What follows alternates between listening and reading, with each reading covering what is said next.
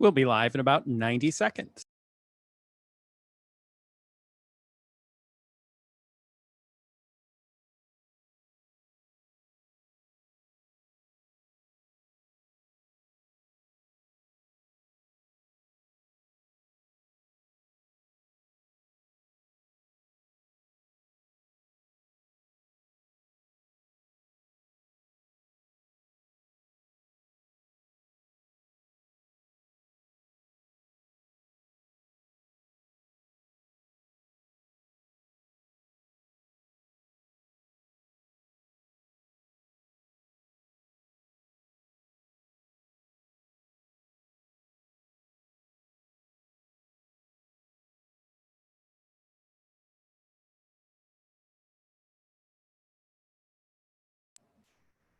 If I can, I'd like to have those of you who are in the live stream, a few of you join me in the video session.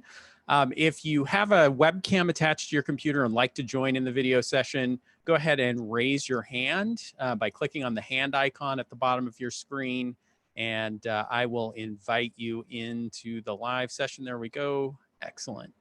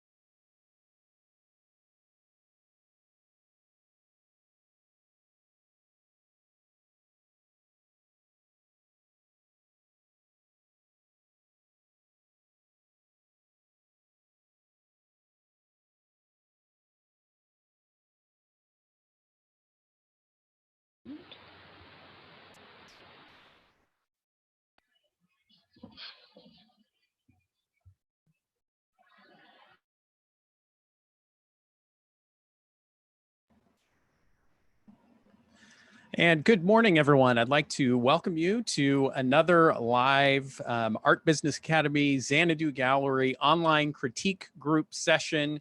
Today is Wednesday, April 22nd, but we still have no idea what's going on in terms of dates and days, and Wednesdays don't really matter from Sundays anymore.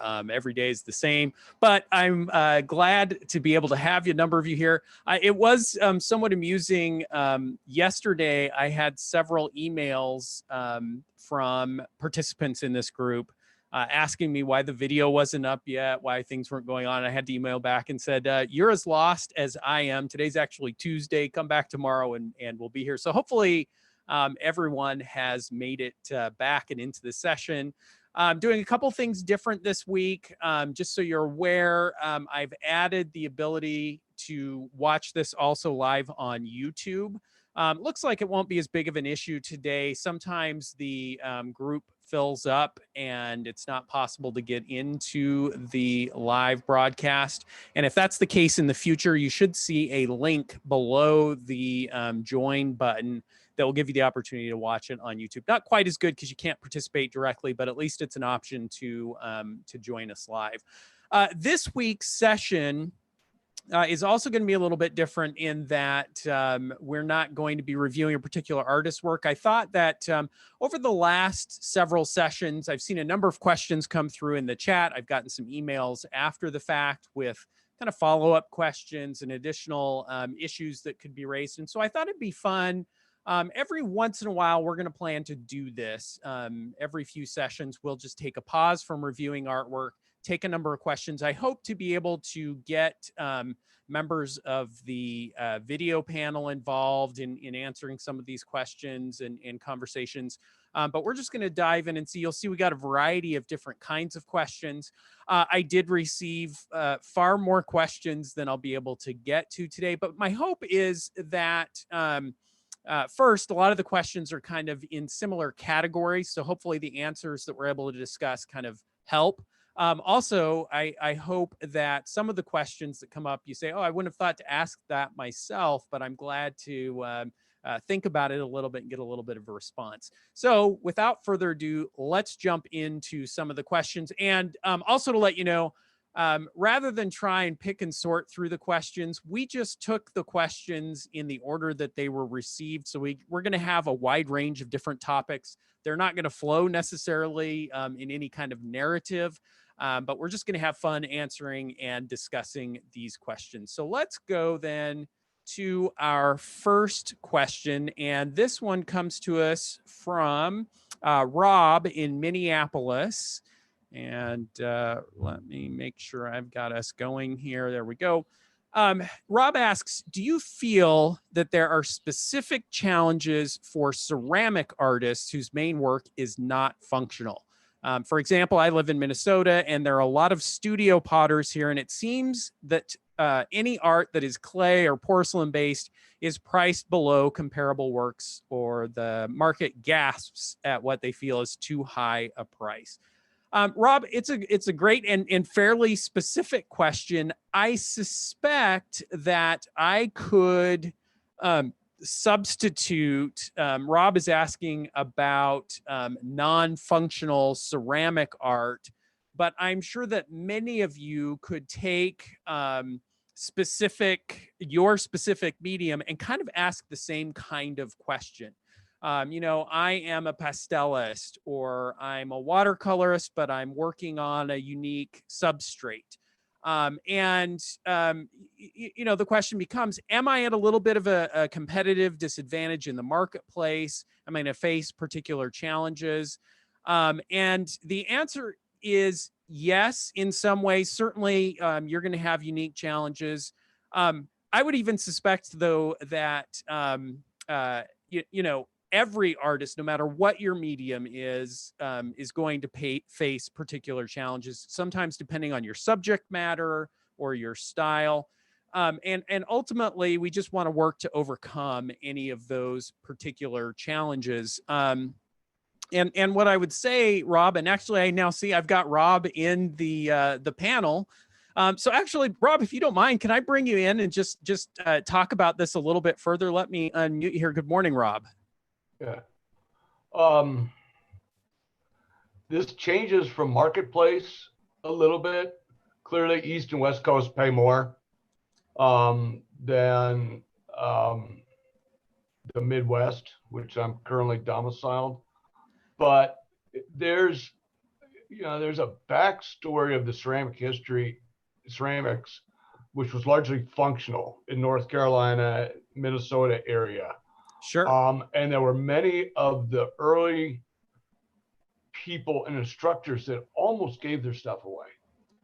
So it kind of set a baseline. Warren McKenzie, who's taught at the University of Minnesota, is famous, world famous for helping to bring Japanese aesthetics and pottery and stuff. Literally, and I'm not saying anything against it, but he set a legacy of giving his stuff away early. Yeah. And boy, that makes it hard, right? That if to a certain extent, whoever comes in at the lowest place in the market can really cripple the rest of the market to a certain extent. But what I would say is in regard to, and again, this would apply not only to ceramics, but I could say the same thing even about oil painting and other things, that you're going to find a vast array of different price points among the various artists who are out there in any given medium, any given style, any given subject matter. And you don't want to allow the folks that are giving their art away to have a detrimental effect on your work. And what I would say is that there's just also, while there's a wide range of artists, there's also a wide range of buyers out there. There are a wide range of venues out there that are showing and selling artwork. And so our job is to push and find the buyers who are interested in buying at a higher price point, and then educating them and kind of indoctrinating them into your work and helping them understand why it's worth what you're asking for it. And certainly, I know this to be true of ceramics. I've worked with several ceramicists over the years.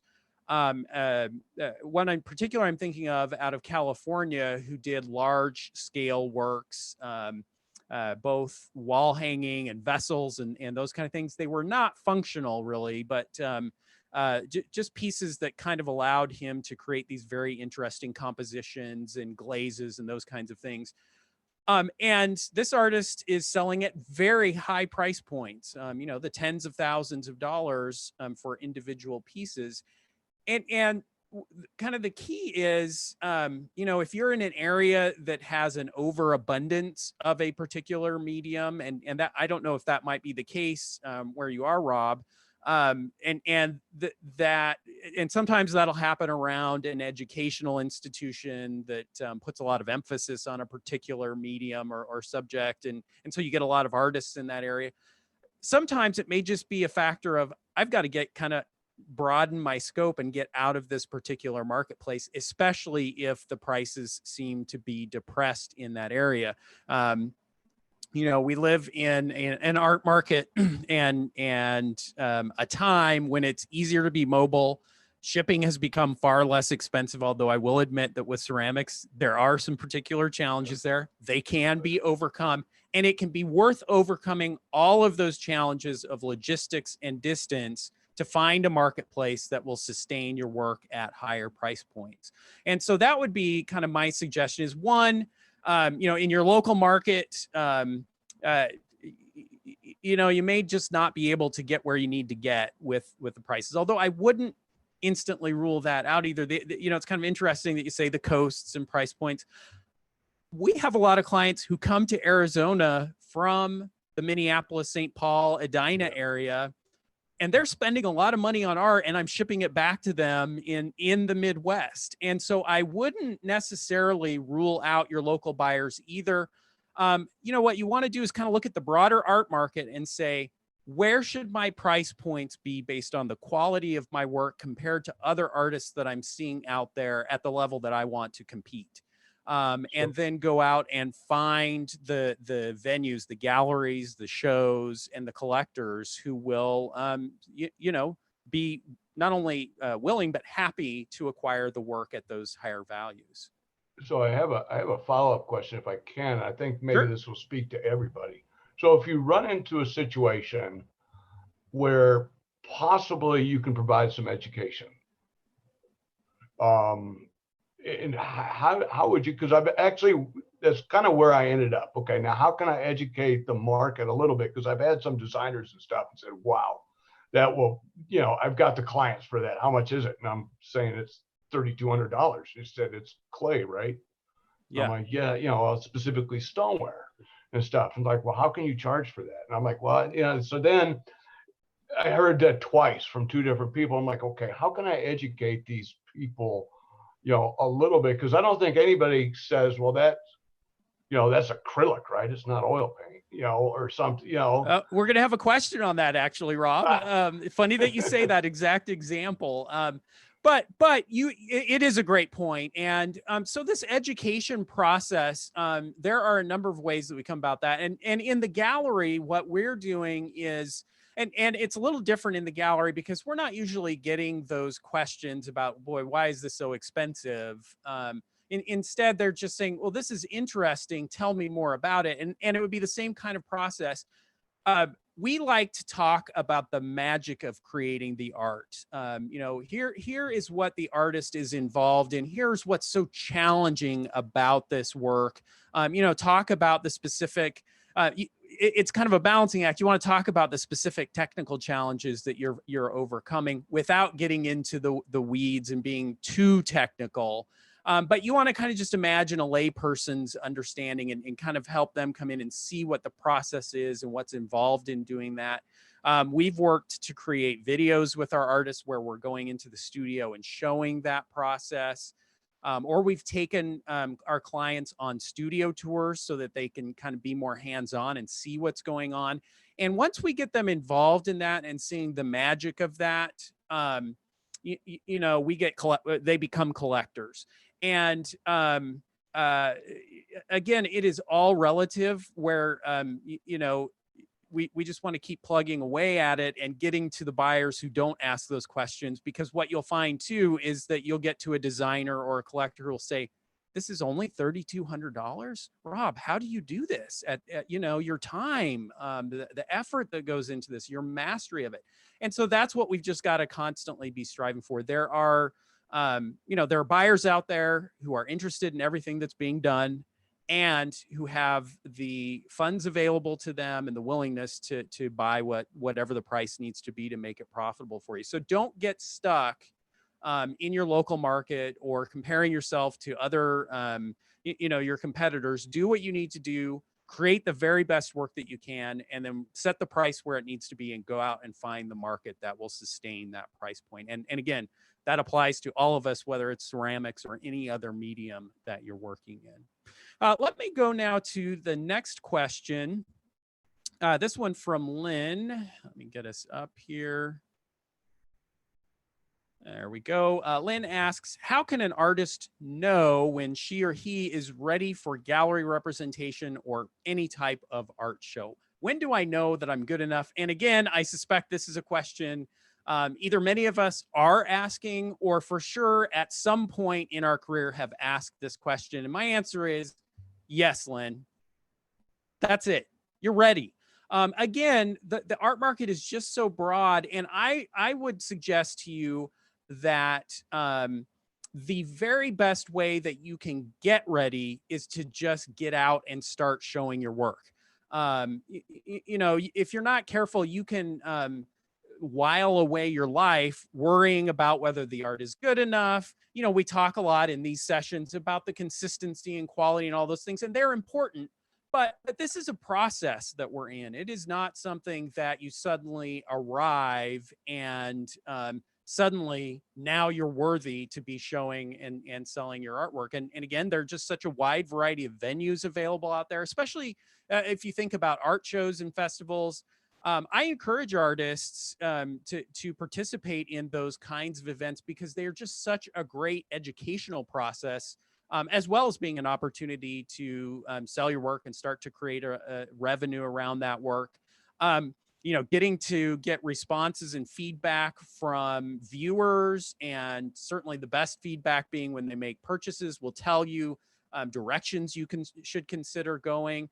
And so my answer to this question is always sooner rather than later. Now, the second part of that is you're saying, okay, well, you know, am I ready to go to the next level? Am I ready? I've been showing at art shows or festivals. Am I ready to go and show it to galleries? And again, I respond, yes, we want to be working to, you know, take the quality up a notch. We want to make sure that our artwork is going to naturally fit into those kinds of environments.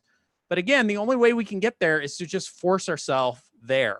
And if you're saying, I would like to be showing in art galleries, showing and selling in art galleries, the first thing I would be doing is spending a fair amount of time doing market research by visiting galleries, visiting their websites, looking at their magazine ads, seeing how the other artists are presenting their work, how they're pricing their work, and just educating myself on, you know, on the art market, and then gearing up and kind of getting my portfolio ready and pushing myself forward. And to a certain extent, you're never going to feel ready, or at the very least, you're going to feel ready long after you probably actually are ready.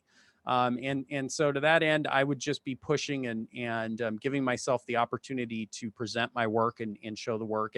And through doing that, you know, you're going to find out what's working in your art. You're going to get feedback on it, and you can be moving forward to improve and ever get better. But again, just as there are a spectrum of artists in terms of the kind of the level they've attained in their work, the technical proficiency that they've achieved, the following that they have for their work, there is also a spectrum of art shows and art galleries out there. And so every artist at every point in their career can find the right fit. And sometimes you'll be surprised that you fit into a venue that you might not have anticipated fitting into. So, Lynn, that's encouragement. Just go for it. And hopefully These sessions that we're doing, my blog, I present a number of educational experiences, can give you additional insights into how to prepare to do that in a professional way. I've got another artist from Minneapolis. This one is Christina, and let me get Christina's question up. Christina asks, my work is focused on the trees and flowers in my local environment, which is in the Midwest. When applying to galleries, do I need to focus on areas that have the same climate as mine so that my subjects will be familiar to the audience? Are there any specific keywords that would help me conduct my search for appropriate galleries? Again, this is a question that has some pretty broad applicability if you take out the trees and flowers and replace them with your particular subject or style. You know, obviously there are going to be some subjects media that go a little bit more broadly. You know, if you're an abstract artist, regionality isn't going to be an issue, but still you're going to run into the same kind of issue in that some parts and regions of the country are, let's call it less, more conservative in terms of the kinds of arts that they're interested in. And so this certainly is something that should be on your radar, but at the same time should not overly influence or certainly not kind of keep you from getting out and showing your work and presenting to galleries. What I would say is that you kind of want to look for the universal elements of your artwork. And Christina, if it's trees and flowers, yeah, you know, a botanist may look at your work and say, oh, this isn't specific to my region, but the general person is more looking at the feel and the look and the light and the composition, and may not care as much that those trees aren't particular to their area. Again, I can give an example of that. In my gallery, here we are in Arizona. We're in the Sonoran Desert, and so it's saguaro cactus and you know, that kind of subject matter. Now, obviously, that kind of subject matter is going to have a natural home in this area. If you're painting saguaro cactus, Arizona is a great place to show it. But I also show artists who are painting aspen trees. Now you got to go several hours to get up to the mountains in eastern Arizona to find your first grove of aspen, and people who are traveling here, you know, are certainly not thinking that way, but they get here and they see the artist's work and it resonates with them, and maybe that subject matter is more appropriate to where maybe they're from Colorado and they're taking home a painting of aspen there. So again, I think what you're going to hear me kind of repeating today in these kinds of questions of, you know, where should my work go? Who should I be approaching? Is don't overthink this, folks. You know, if you spend your time trying to second guess what collectors or what gallery owners are looking for, you are going to prevent yourself from a lot of opportunities to show your work. You know, when it comes to finding venues and finding collectors, this is a numbers game, and we just got to get out there and show your portfolio to as many gallery owners as we can, and get your work in front of as many collectors as we can. So let's focus on that instead of thinking of all the reasons not to go and talk to a gallery in my area or in Scottsdale. If I'm going to go be visiting in Scottsdale, let's just think of, okay, I'm going to get out there and I'm going to make this happen, and I'm going to be ready to present my work wherever and whenever I can. I've got a question from Lily in Oregon. Let's get Lily's question up. In choosing, so actually this is a twofer. The first one is, in choosing artists to accept into your gallery, how much are you influenced by your own likes and dislikes? Boy, you know, certainly my gallery, and I would suspect most galleries, are going to be a reflection of the owners or the decision makers' personal aesthetic interests to a degree. And this would be especially true in the early days of the gallery. It's natural, right? If I'm opening a gallery because I want to show Western artwork, that's probably because I have a real interest in that kind of subject matter, or a contemporary gallery. What will happen over time, however, is that tends to get stretched and move in different directions and evolve. And it's certainly been the case with my gallery. This fall we will hit 19 years in business, and the work that we're showing in our gallery now is pretty different from the work we were showing when we began. And a big part of that is that we grow, our interests grow, our interaction with our collectors makes a big difference. Our collectors are responding to certain artwork. And then also over time, as a gallery owner, I am experimenting and showing new and different things. And as our clients and collectors respond to that work, it is inevitable that we're going to kind of move more in that direction. Now, there's also something interesting that happens where, and I want to be careful about how I say this, because I don't want it to seem crass or opportunistic.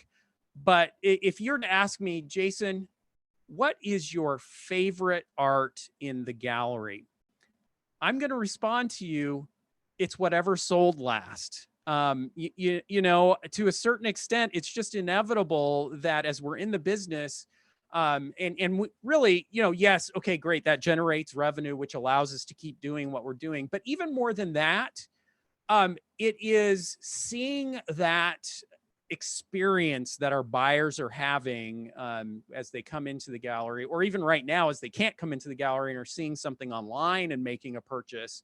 There's just something about seeing that happen, and the excitement that they have with the new artwork, and they send us a snapshot of the piece in their home. That experience makes that artwork be my favorite artwork. And so I try not to get too caught up in my personal tastes. And the other thing I would say is that I have had some instances where one of my staff will say, hey, there's this artist that came in and I really liked this artist's work. And I'll look at it and I'll say, well, it's interesting. It wouldn't have been, it's not something that would be my first choice, but let's talk to the artist and let's give it a go and let's see what happens. So that can happen as well.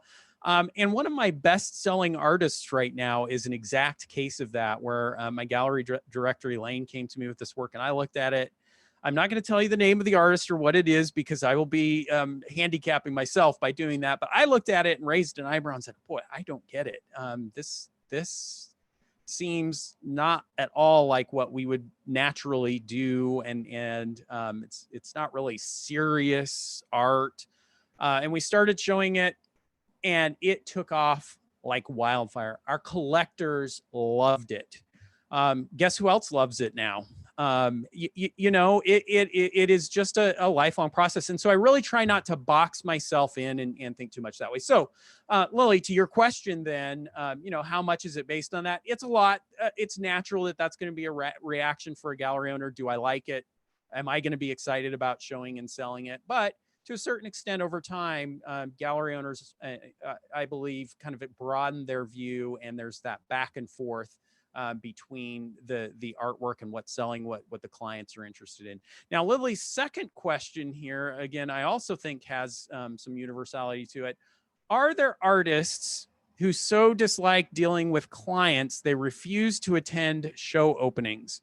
Are they still able to be successful? And Lily, I think the right way to ask a question like this is to end that with, I'm asking for a friend.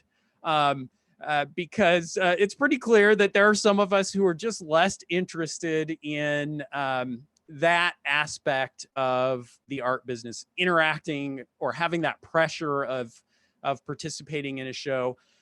As a gallery owner, I try and I certainly encourage the opportunity to have shows. I invite artists to participate, to come to the gallery.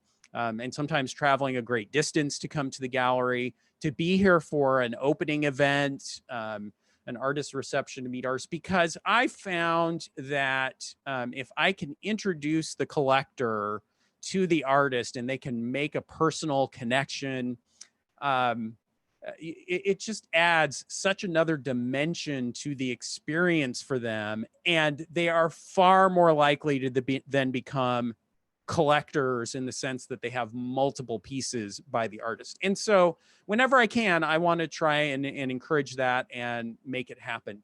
Now, there are certainly artists that I'm representing that for a variety of reasons that just doesn't work. They're too far away and don't travel, and maybe they're just no longer doing shows and those kind of things. And we still sell their work and do well for them.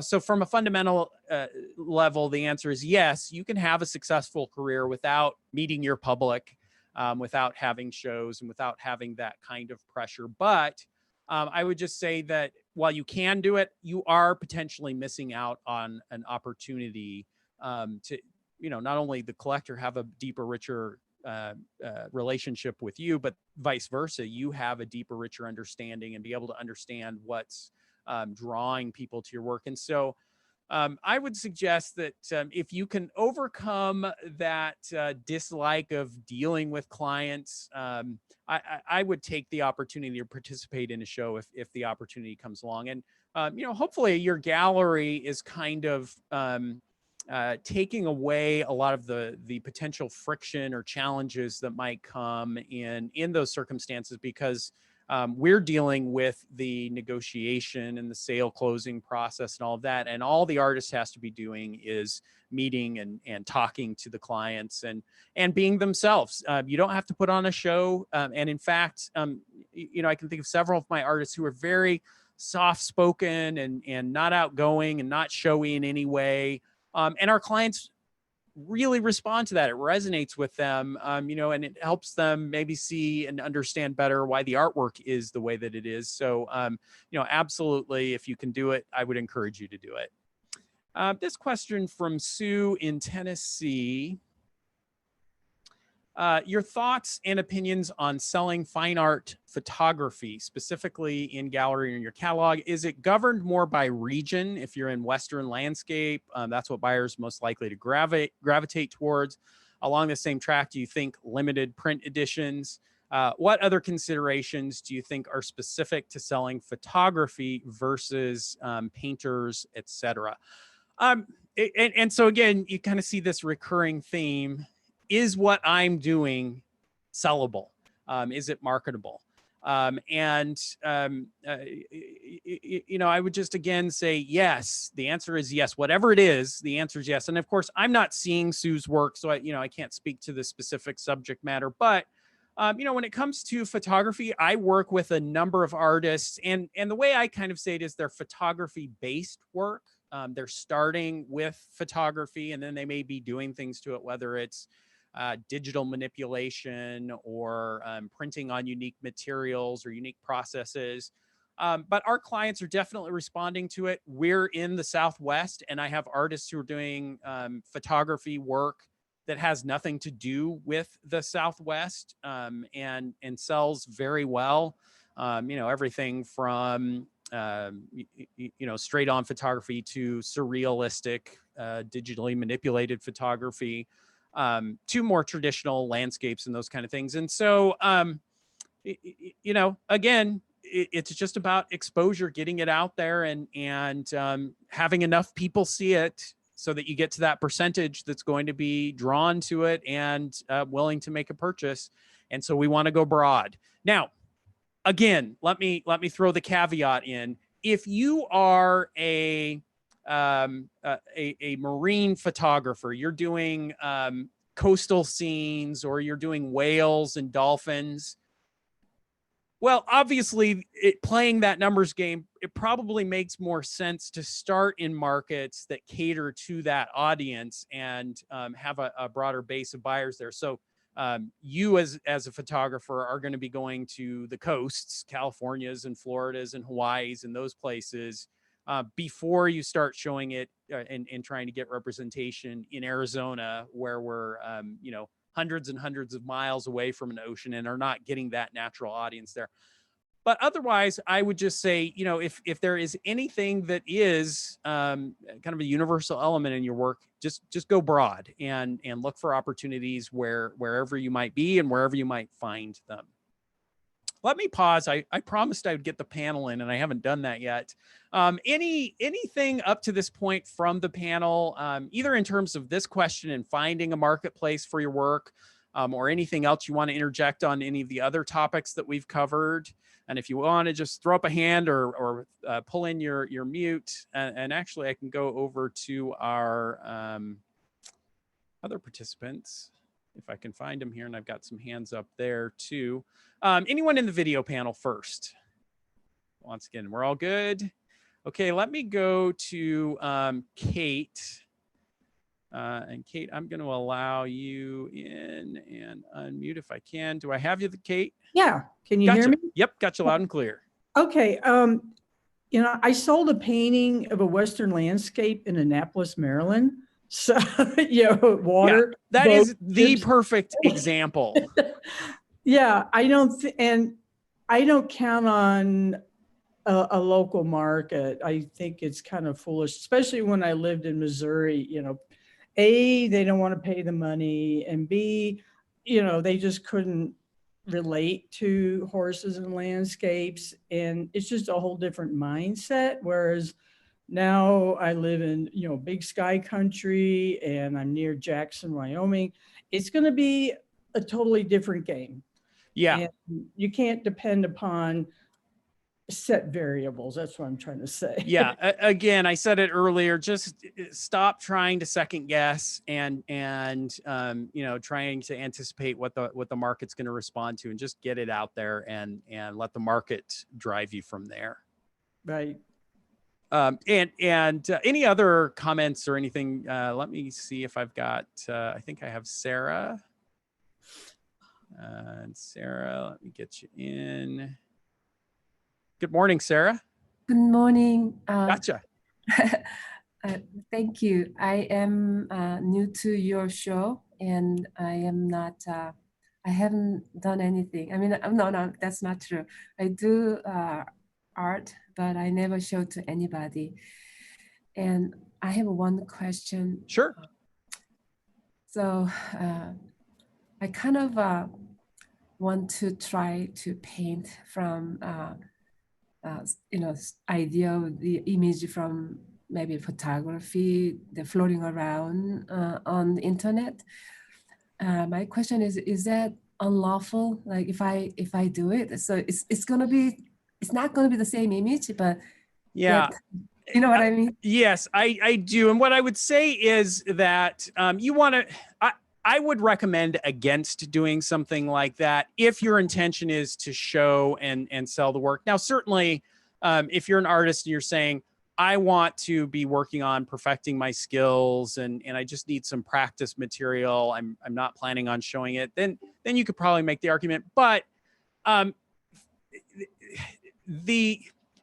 me put it this way. Copyright law is very complex and challenging, and artists have run into problems by using unattributed images in creating their artwork. And so I just would avoid it to avoid that problem. You want the execution of the artwork to be unique and original, but you also want the idea and the subject matter to be yours. And so I would suggest that you go out and get your own photography, your own reference material.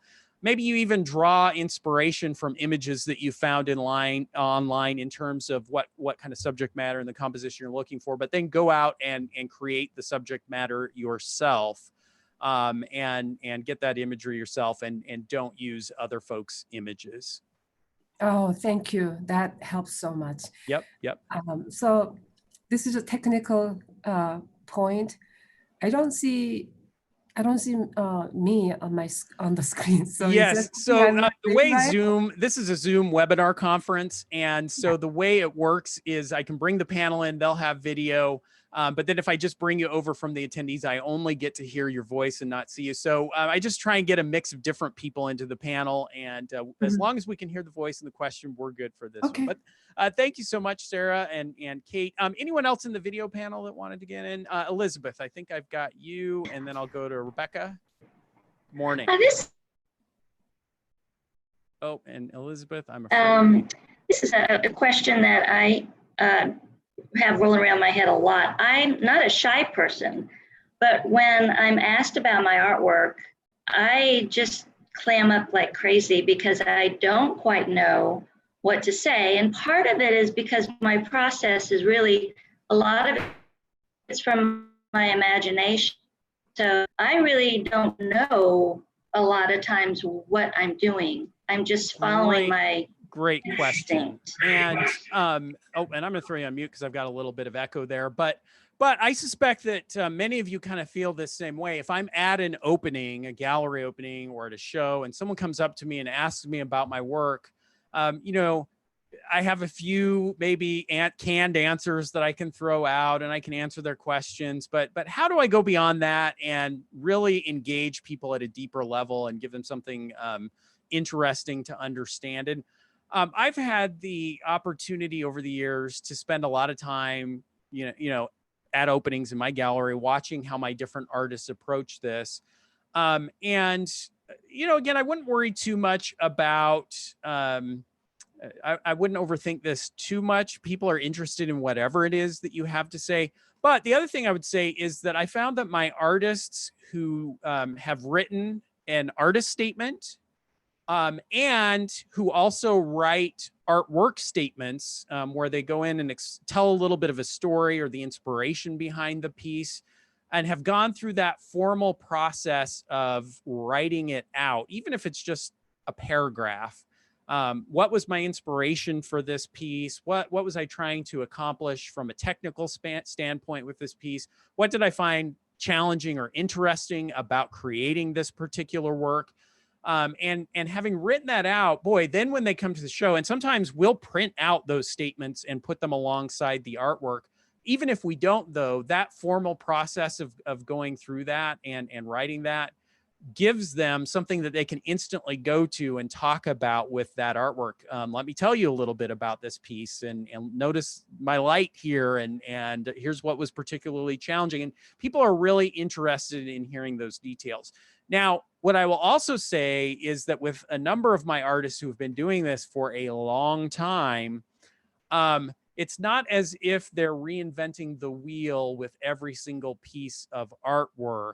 They kind of now have a more general story that they're telling about all their work, and that can apply to any of the individual pieces. And they kind of get that down and tell that story over and over and over again, and people love it. They just love hearing about the artwork. You know, I don't know if you all know this, but people are fascinated by you artists. You know, they can't understand where your talent comes from. They really can't understand the motivation and drive that keeps you going to create hundreds and thousands of artworks. And so anything that we can do to give them kind of a glimpse into that and where the inspiration's coming from is just very, very powerful. So that's kind of what I would start working on, is just write out a few artwork statements.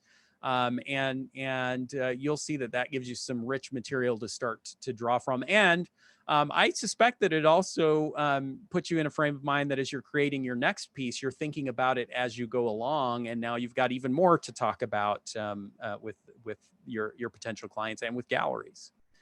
Rebecca, I think you also had a question. Let me see if I can get you on. You might have to unmute yourself here. There we go. Gotcha. Can you hear me? Yep.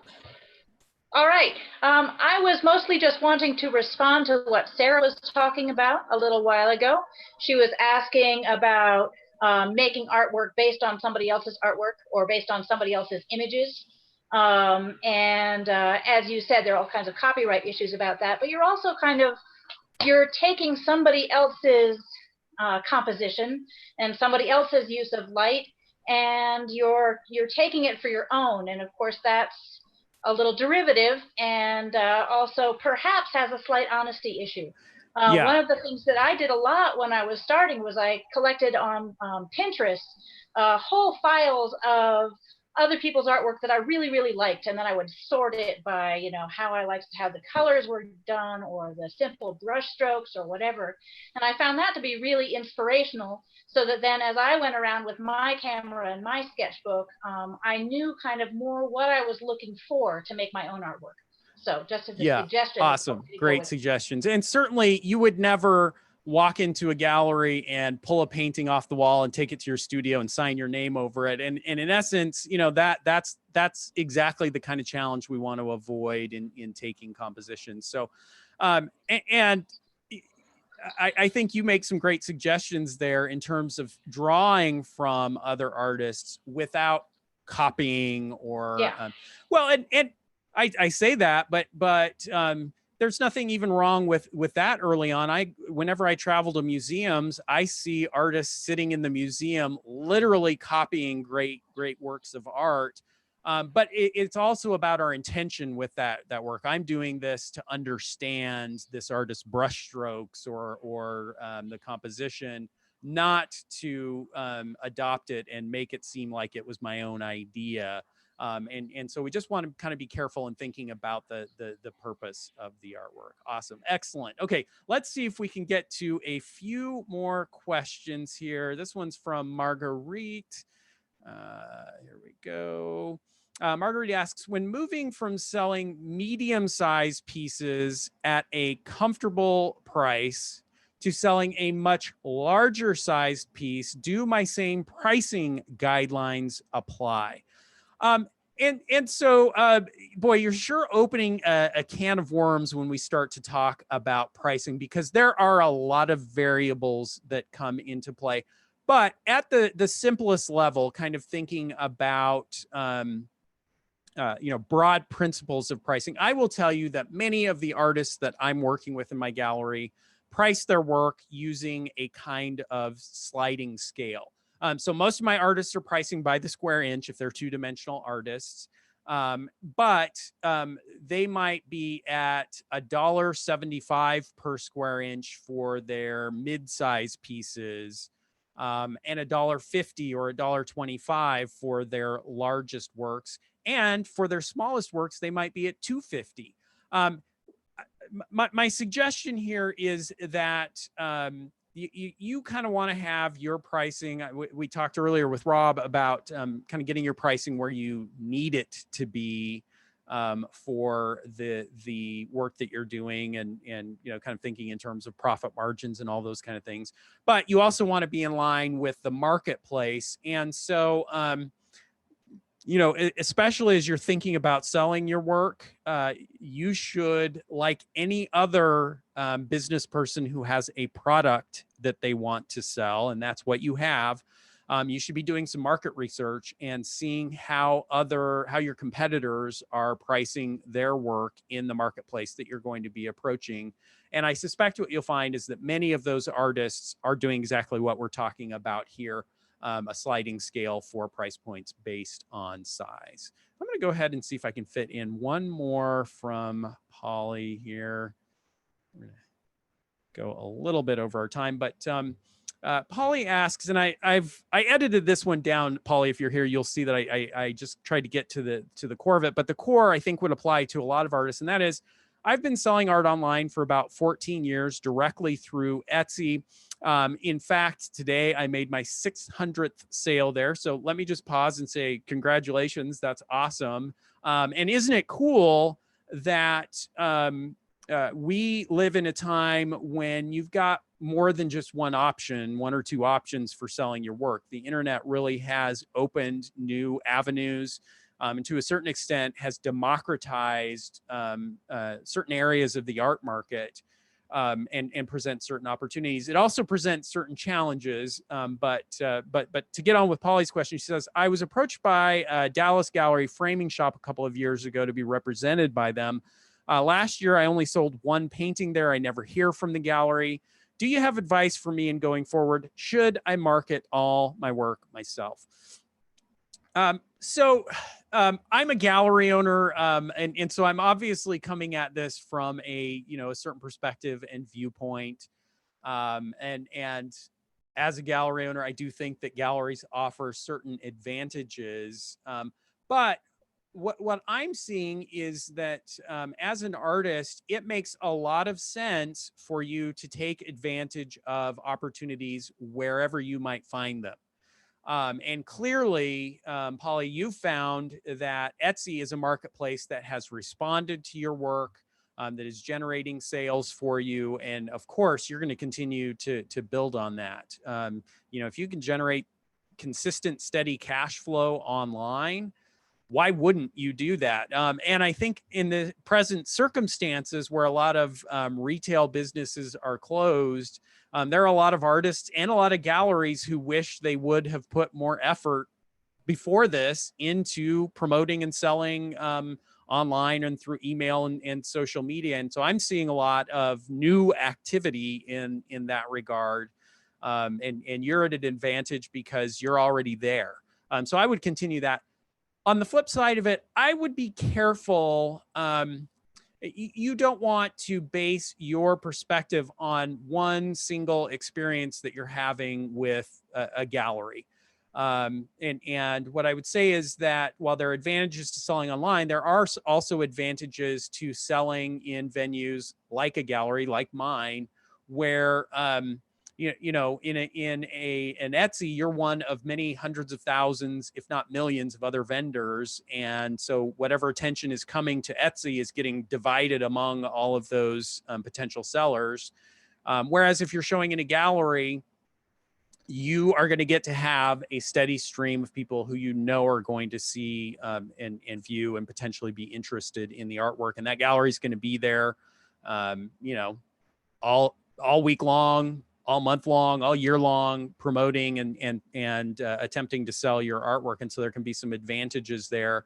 I just don't see why you wouldn't pursue both avenues. And what I've also found is that my artists who are selling both online and in galleries get some real synergies going there. If we're having an opening for an artist and that artist has an Instagram following or a Facebook following or an email list, they can often drive their clients to the show, which generates sales for the artist and for the gallery. And likewise, you may find that a client who discovered you in a gallery starts following you on Instagram. And we're still in the relatively early phases of how the art market works in the age of online galleries and social media.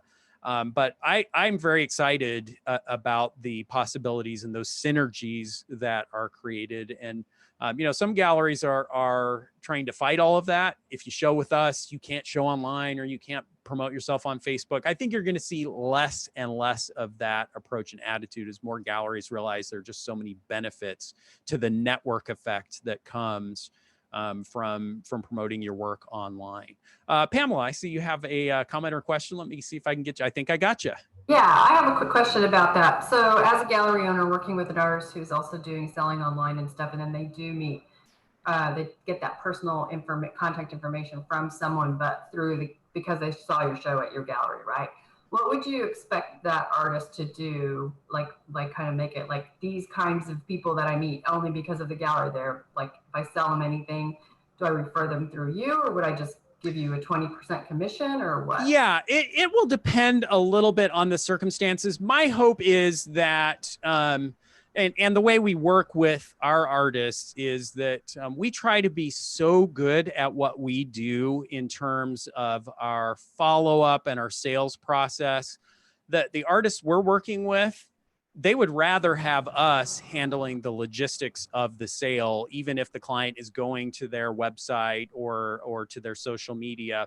And so we frequently get those kinds of referrals back. You kind of just want to think about what can I do to encourage my partners in my retail partners is in essence what your galleries are. What can I do to encourage them to promote me even more, to sell more of my work? How can I most appear professional to my buyers? And I think in most instances, it is, I'm the artist. I'm really good at creating the artwork. and I have fun interacting with my clients. But when it comes time to create a sale, I want to send that client back to the gallery to handle the logistics of the sale. And we found that that kind of partnership is very successful. So for example, this last week, we had a client who had become interested in an artist's work in our gallery, almost exactly the scenario we're talking about here. Looked at all the other galleries that were showing the artist's work, and contacted the artist directly, and has ended up purchasing, I think we're now on our 4th or 5th piece, including a piece that we sold to them last Saturday, where the artist has just sent them back to us, in essence. And it's been a very positive, successful relationship with the client and the artist and us. Now, the ironic thing about it is that this artist is from New Mexico, and the client's home is about 20 minutes away from the artist's home and studio. And yet, you know, it's going through. So the artwork is sold through the gallery, but the artist is delivering it directly to the client. And, you know, again, if you just kind of think about motivations, a gallery is going to be more excited about promoting your work if you're just doing that and allowing them to handle everything and earn their regular commission on the pieces. Right. So then a very quick follow-up to that. So if you're doing that, you're sharing the commission and all that, and referring everything back, then would there be any angst about having that contact information shared? So now they're on my email list, they see my stuff. Yeah, again, it'll depend a little from gallery to gallery. There are some gallery owners out there who are very, I got to be careful about the language that I use here, but they're uptight. Let's just put it that way. They're uptight about contact information and having any communication not go through the gallery. And so you want to be sensitive to that. And then some of your other galleries are going to be much more kind of transparent and open about it. You know, a gallery is still, their preference is going to be, we want to handle the communication. We want to handle the relationship, not because we want to hide it from you, but we just want to make sure the message is consistent, that we're not cross communicating and I'm reaching out to a client at the same time you are. And so, you know, for those reasons, you just want to kind of keep things as simple as you can. But again, we're all in this together. It's a partnership. And so as we work together and kind of find the best way forward, and with each gallery, you're going to find that it's a little bit different process, and you just kind of want to adapt to what works best. Sure. Yeah, that makes sense. Thanks. Great questions and great follow-up. And great questions from everyone. I think I got to about a third of the questions that were submitted for this session. If I didn't get to your question, know that we'll be having more of these open sessions. Next week's online critique group will be our traditional look at artwork, talk about the work itself, but constantly evolving. We've got some fun new things that we'll be doing next week, so be sure and join us for that session as well. Thanks to everyone who's participated. Hope you're staying safe, staying well. I would point you, if you haven't had a chance to hop onto Red Dot blog in the last few days, I just posted an update yesterday about some recent sales that we've had and what we're seeing. I know that under, you know, kind of the current circumstances and what's going on in the world, and we're all locked in our studios, it's easy to go into a little bit of a spiral thinking the art market is over. Nobody's ever going to buy artwork again. And I just want to assure you that that is not true. We are seeing, and even some of the comments on the posts, I'm seeing some artists reporting that they've had, you know, an uptick in sales over the last few weeks.